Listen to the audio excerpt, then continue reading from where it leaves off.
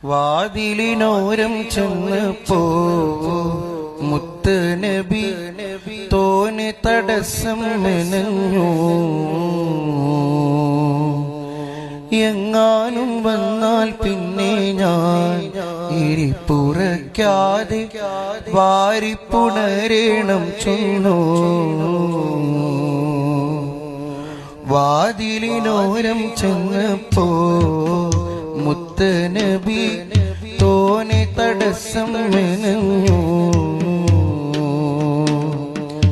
എങ്ങാനും വന്നാൽ പിന്നെ ഞാൻ ഇരിപ്പുറയ്ക്കാതെ വാരിപ്പുണരേണം ചൊന്നു.